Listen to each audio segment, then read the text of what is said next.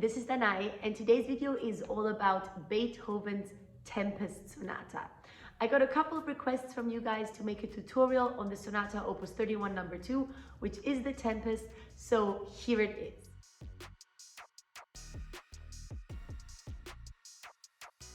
As you can see, I'm not in my usual surroundings. I am coming to you today from Latvia. I'm here because I'm playing a recital here tomorrow. This is the rehearsal room. It's not the hall, but it's my rehearsal room in the concert hall building. And I'm playing a very different program. I'm actually playing a program that only consists of female composers. So I'm playing a lot of Clara Schumann, Fanny Mendelssohn, and some other female composers as well. But I remembered today while practicing that I have this request for the Beethoven Tempest Sonata, and I thought I would just do it for you today. So without further ado, let's get into the tutorial. So I thought that the best way to do this, because of course a tutorial about a Beethoven sonata can just be endless since there's so much to say, but I thought the best way to do this is to take the exposition of the first movement, which already consists of a lot of technically tricky passages and a lot of musical things that I would like to touch on, and really go through it step by step. So I would say let's start with this introductory part and let's talk about this one.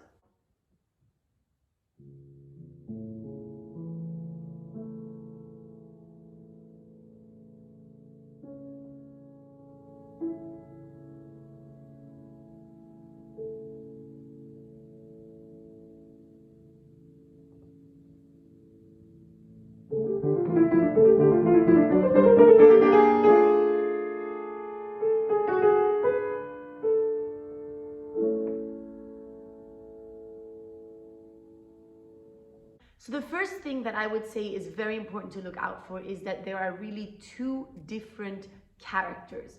One character is this one with the arpeggio.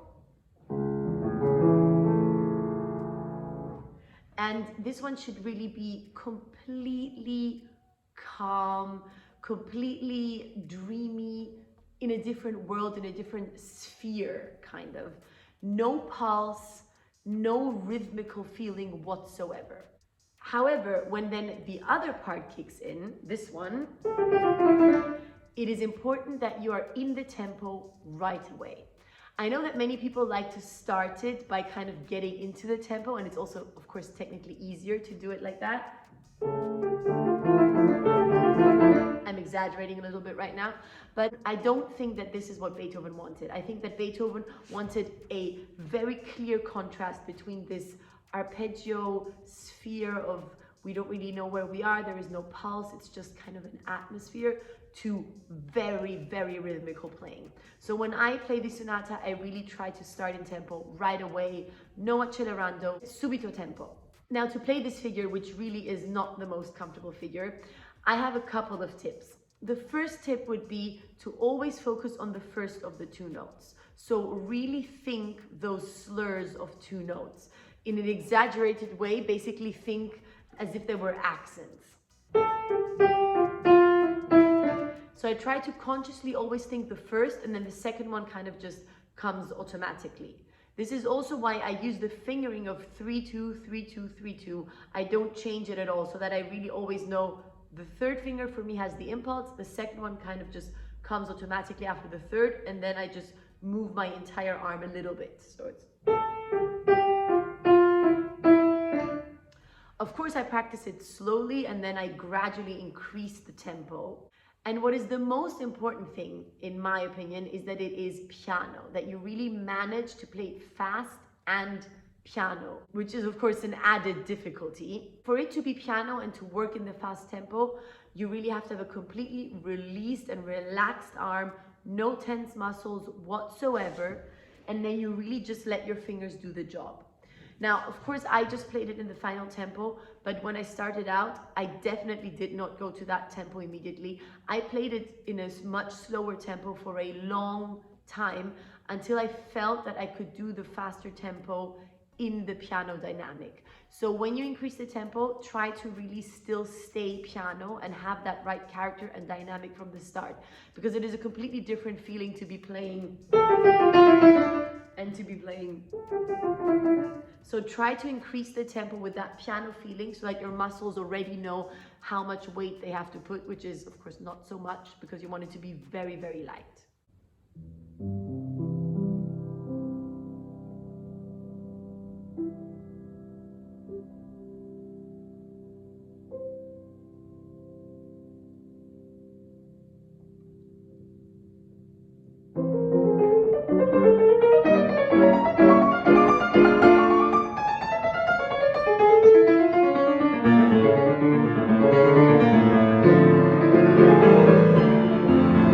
Another tip for that passage is one that is a bit hard to explain. I basically imagine that my fingers are sticking to the keys. This might sound a little bit strange, but what I do is I try to really not lift them very high. It's this concept of minimal movement, which I've also talked about in previous videos. I find it so helpful. Move your muscles only as much as possible. Really don't do any movement that is not needed and not necessary. So I really try to have them stuck to the keys, nothing like this, just stuck to the keys, lift them only as much as necessary, move over, stuck to the keys, stuck to the keys. I find that this is very helpful. And then my last tip for this figure, which goes for the entire introduction, is that the first note of the slur, there are always slurs on two notes. So the first of the two notes, you can hold that note a little bit longer. So in an exaggerated way, it would be like this. You hold it while you play the second, and then you lift it with a second. Of course, I would not suggest lifting it with a second, but there can be a bit of an overlap before you lift it up, so that you don't have this feeling of, oh, I have to lift that first note when I lift the second. I don't think that. I think play first, play second, lift together. Of course, I kind of lifted before, but you see, there's this moment of overlap, and then I kind of lift them both together. So think of it as one group of two, and the impulse is on the first, you leave it, you don't focus on lifting it anymore, you play the second, and then you lift and go to the next.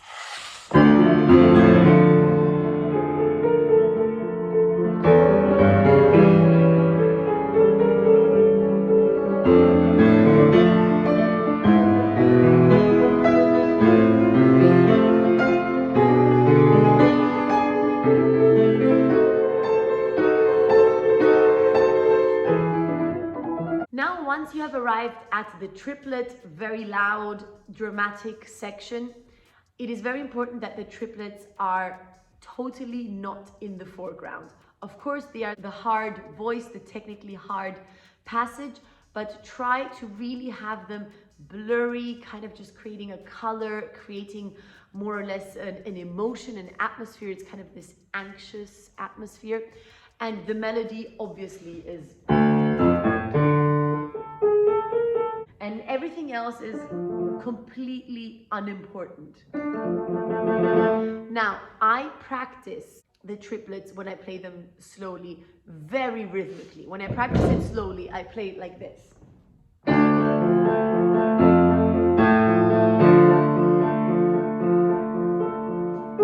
But once I reach my final tempo, I don't focus on these clear triplets anymore. I trust that for my slow practice, they will be there, and I just focus on just playing them quickly, very blurred.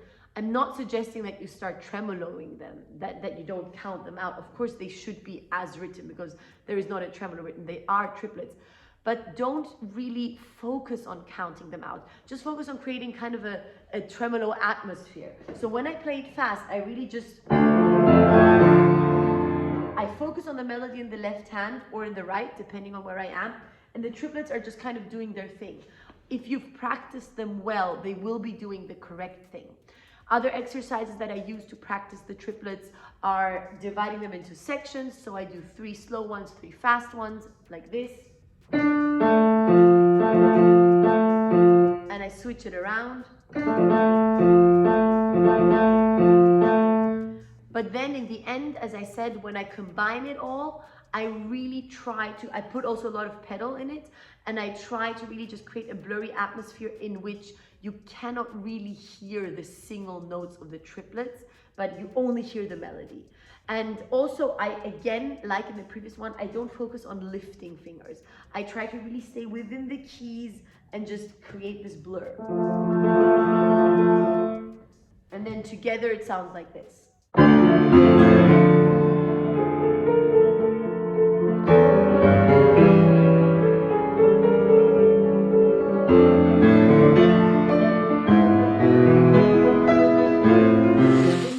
Passage is one that I find particularly uncomfortable, especially coming out of the triplets.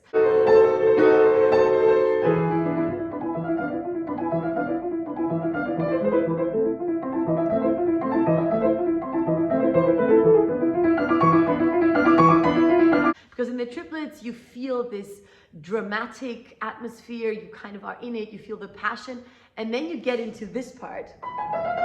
And I find that it is incredibly important that in that part, you instantly cool off.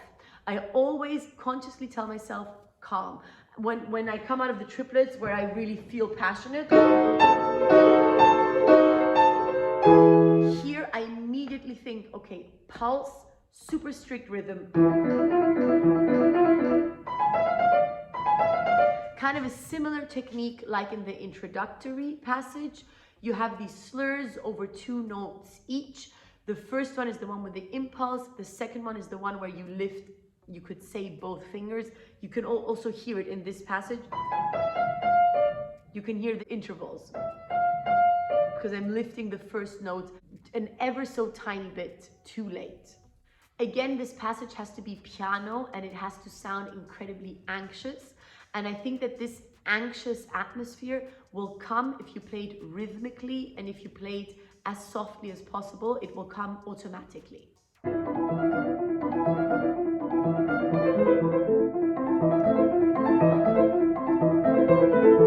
Because it comes from the pulse, from not letting go. It is composed in such a genius way that if you really just do what it says in the score, piano, rhythmical, slurs of 2, then you will immediately get the atmosphere that it needs. Don't try to put in some rubato or maybe do a bit of an accelerando. I don't think that that will help you, and I don't think that it will sound musical. On the contrary, I think that it could sound like it's not so tasteful musically. So really just try to remind yourself, be very rhythmical, feel the pulse and feel those slurs of 2, and I think the atmosphere would be perfect.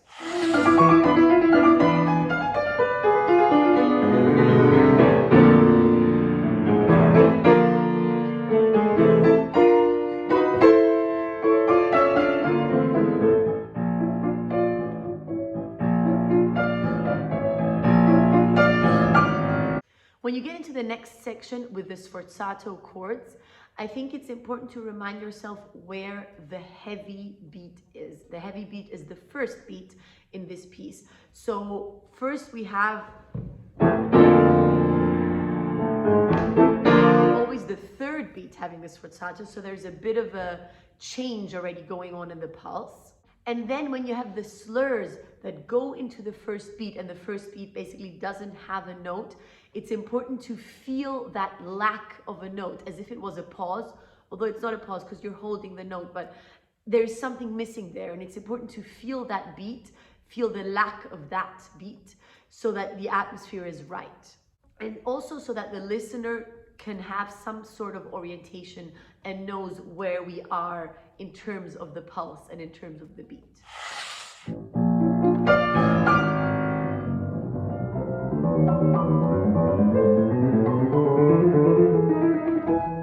When the moment comes where the left hand has the 8th notes in this piano line, this is when we're back in a kind of comfortable beat because we're hearing the first beat in every bar.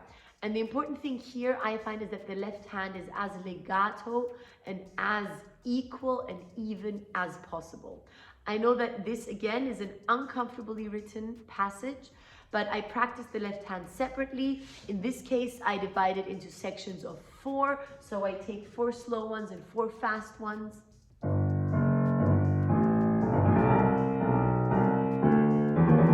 And I turn it around also, 4 fast ones, 4 slow ones.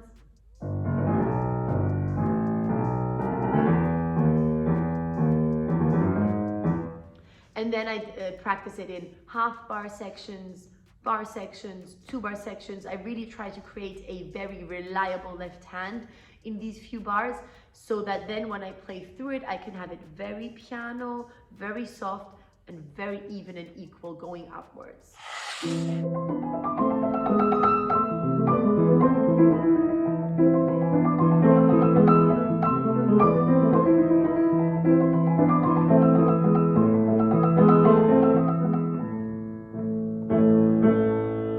And then the final part of the exposition is, again, I would say more atmospheric. It has this cadenza around A minor, and we have these chords in the one hand, alternating sometimes in the left hand, sometimes in the right hand. And the other hand has 8th notes. And I think it's important that those 8th notes do not sound like a study. You don't want it to sound like this. But you want it to be very dreamy. I also use quite some pedal in this passage, and I think that it should sound like the focus is on the harmonies and like there's some kind of sound carpet, if you can say that. And it's not important to show each and every note. It's not this, where every note is important. It's something else. It's very legato.